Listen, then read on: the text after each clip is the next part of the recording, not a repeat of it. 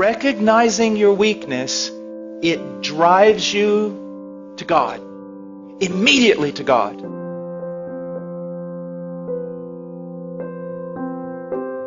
Believing in faith that He's the fountain He claims to be.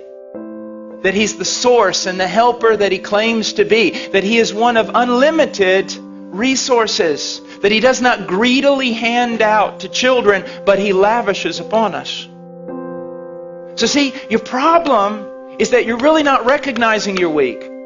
Or you recognize you're weak, but you just stay there in your weakness. The thing is, your weakness ought to drive you to God.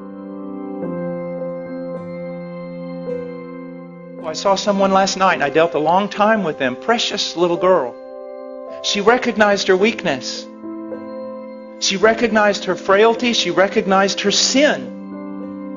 She recognized there were some things in her life she couldn't overcome right now. But here was her problem. She would see her sin, and because of the work of the devil and sometimes our own heart condemning us, she would put herself in the penalty box every time that she sinned. Well, you can't go to God right now.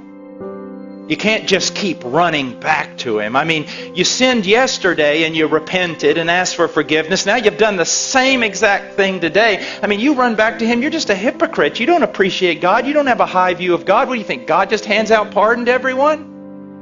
And isn't that what we do? And isn't that what we think? We sin, a sin that we've already sinned and already repented of, and because of it we think we need to put ourselves in a penalty box for a little while, at least a couple of days, and try to work our way back into favor before we come to God. Because if we think, actually, you mean if I go back every time I do this, just immediately, not only going back and asking for forgiveness, but expecting forgiveness, isn't that hypocrisy? Isn't that a low view of God? Isn't that treating God as a forgiveness machine? No, it's being biblical. It's what poverty of spirit is supposed to do to us.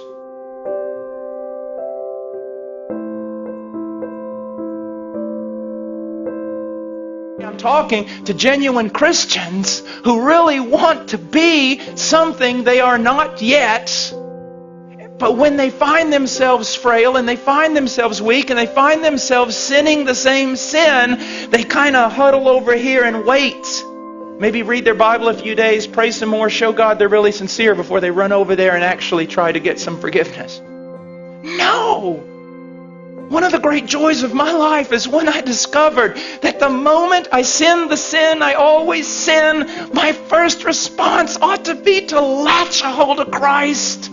And not beggarly, not thinking, oh, here I am, you ought to strike me down. But no, I latch a hold of Christ saying, I believe your promises.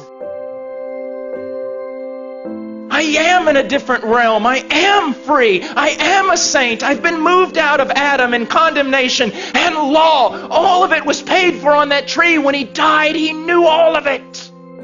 He forgave all of it. I'm free. It's absolutely spectacular.